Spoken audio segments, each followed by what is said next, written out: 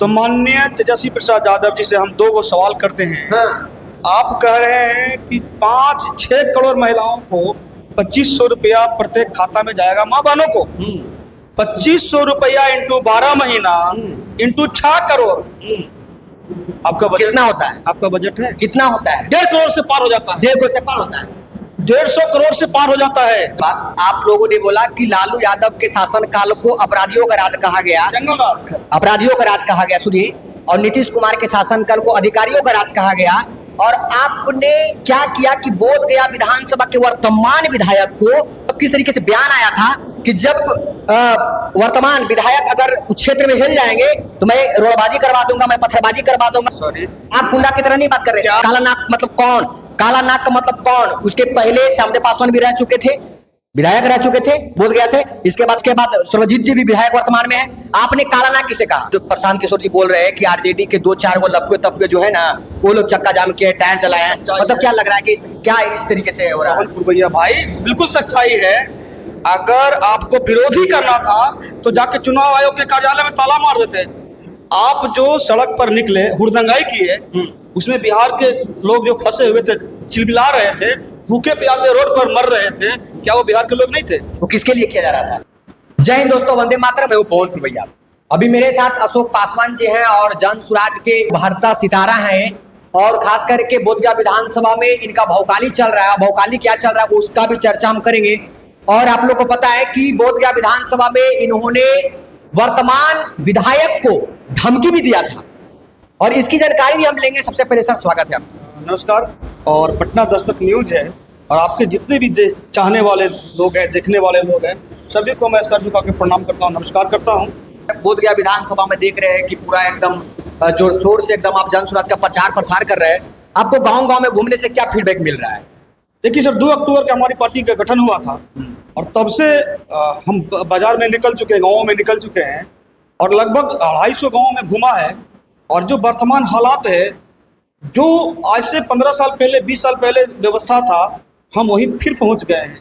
माननीय नीतीश कुमार महोदय 2 टर्म अच्छा किया था। सड़कें मिले, बिजली मिली, अच्छे बिल्डिंग मिले, लेकिन क्वालिटी शिक्षा नहीं मिला। और फिर हम उसी दौर में पहुंच गए हैं जो 90 के दशक में लालू प्रसाद यादव ने व्यवस्था दिया था। क्या व्यवस्था दिया था? अरे वहाँ भ्रष्टाचार हो गया था, वहाँ प्रत्येक गाँव में नरसंहार होता था। ब्लॉक में तो एकदम काम अच्छा से होता था। अरे भाई साहब, ब्लॉक में आप जाते थे तो कुर्सियां मिलती थी, लेकिन वहाँ भ्रष्टाचार के भेंट चढ़ा हुआ व्यवस्था मिलता था। 30% लोग वहाँ के बंधा हुआ है, कर्मचारियों का, बीडीओ का, सीओ का। अच्छा। और मुखिया का। उस समय 50-60% था। अभी से उस समय ज्यादा भ्रष्टाचार था सर, लेकिन व्यवस्था को माननीय नीतीश कुमार ने सुधारा और अब भ्रष्टाचार जो है अफसरशाही हो गया है। और अब नया समय में, वर्तमान युग में समाज परिवर्तन की ओर आगे बढ़ रहा है और जनसुराज एक व्यवस्था दिया है। ऐसा विधायक जो गांव घर का बेटा हो, वहीं का व्यक्ति उसको चाहे और आशीर्वाद दे, ऐसे व्यक्ति को माननीय प्रशांत किशोर टिकट देने जा रहे हैं। टिकट जब भी मिलेगा जनसुराज से, तो अशोक पासवान को नहीं, सॉरी, अशोक पासवान को यह काम करके दिखाना है। हाँ। कि समाज में गरीब, गुरबा, शोषित, वंचित, पीड़ित जो समस्या से ग्रसित है, अगर उनका हम आने वाला समय में आवाज बनेंगे तो मेरे ऊपर विश्वास करेंगे और आशीर्वाद देंगे। आप घर का बेटा है। बिल्कुल। आप घर का बेटा, आप खुद बोल रहे हैं कि मैं घर का बेटा हूँ। बिल्कुल। तो फतेहपुर में आप देखे जिस तरीके से एक बालक को गोली मारकर हत्या कर दी, तब जनसुराज के नेता कोई मिलने गए? आप बोध गया विधानसभा आपने मिले गया? श्रीमान, पहले बताइए।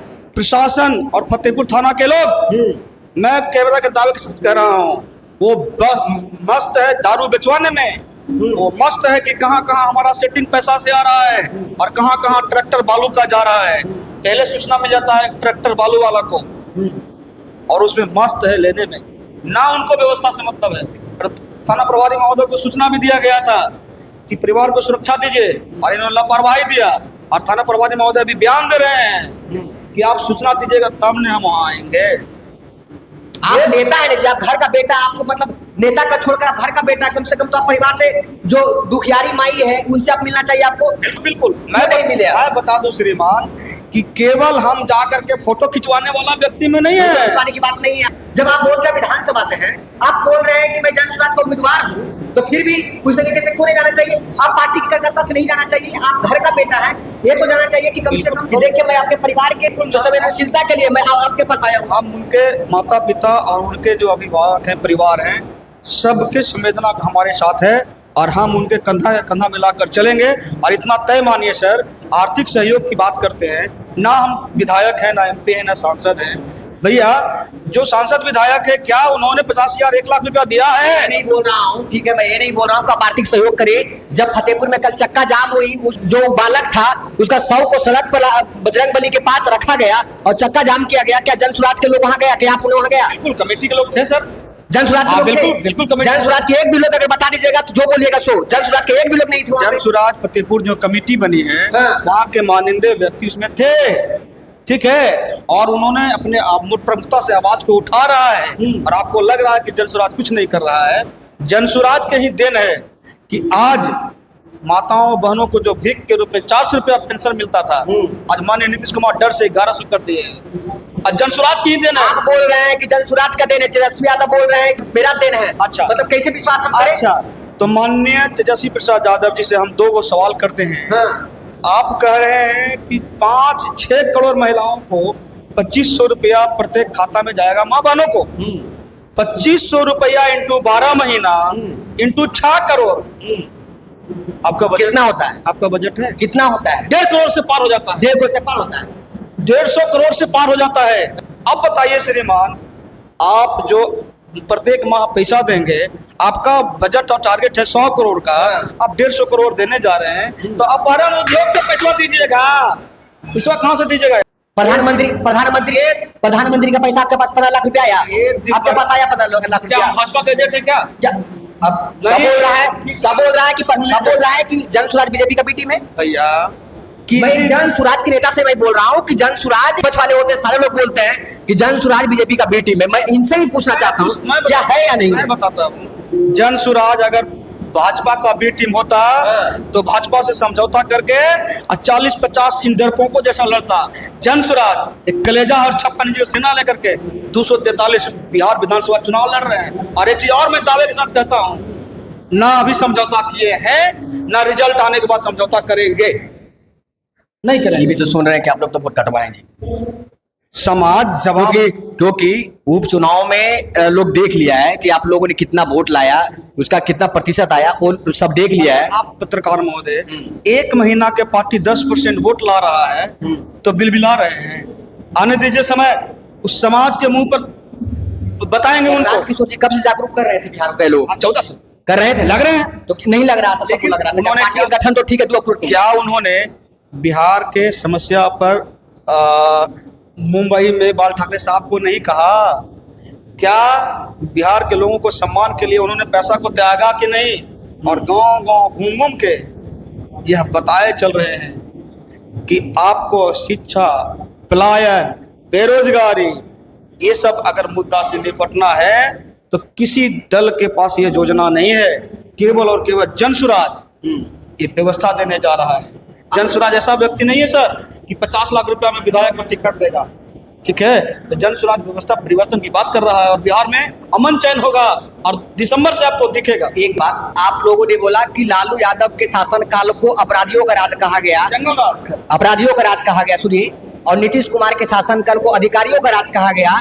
और आपने क्या किया कि बोध गया विधानसभा के वर्तमान विधायक को आपने किस तरीके से बयान आया था कि जब वर्तमान विधायक अगर उस क्षेत्र में हिल जाएंगे तो मैं रोडबाजी करवा दूंगा, मैं पत्थरबाजी करवा दूंगा, मैं ये करवा दूंगा, वो करवा दूंगा। सॉरी, आप गुंडा की तरह नहीं बात कर रहे। क्या मैंने माननीय विधायक जी को फोन करके कहा था? हम किसी अपने परिवार से बात कर रहे थे और हमारा कहने का मकसद था कि भाई साहब, माननीय विधायक जी 10 साल से हैं और 15 साल के लिए छलांग प्रयास कर रहे हैं। फतेहपुर, टनकुपा, गुरपा में इनको विरोध हो रहा है। यही बोध गया विधानसभा इनको लोकसभा में 18,000 वोट से हराया है।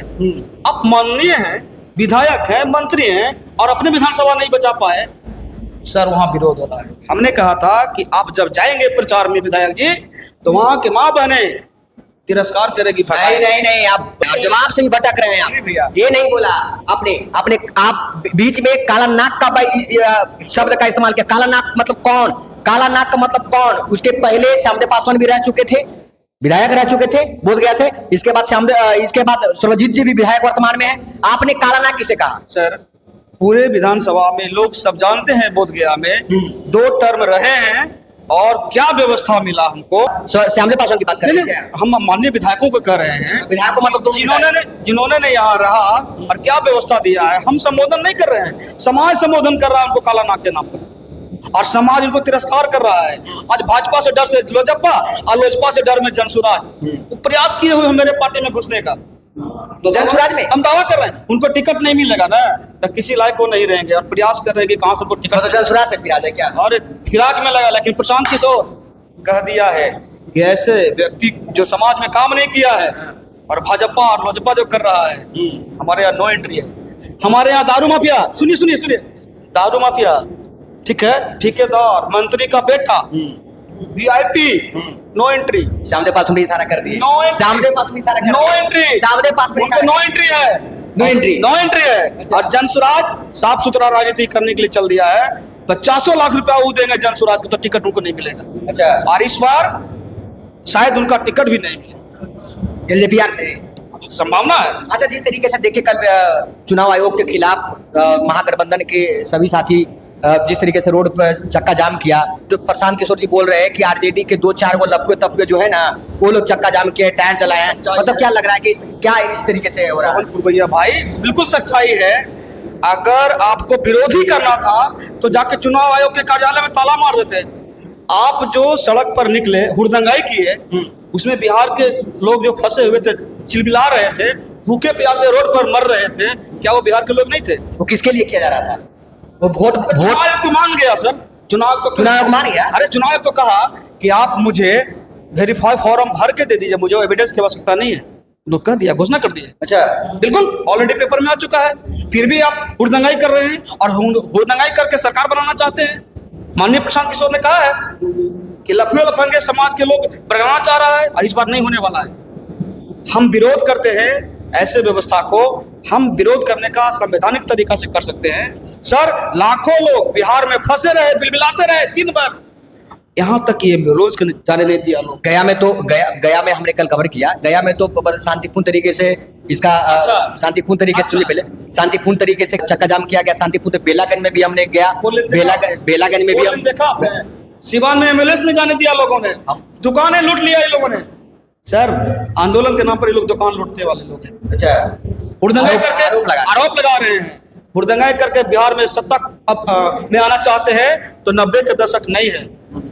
अब बिहार के लोग समझदार हो गए हैं और जंगल और भ्रष्टाचार से ऊपर उठेगा और दिसंबर में जनसुराज की नया सरकार बनेगी। चलिए दोस्तों, अपना प्रतिक्रिया कमेंट बॉक्स में दीजिएगा। मैं वीडियो को समाप्त करता हूँ। जय हिंद, जय भारत।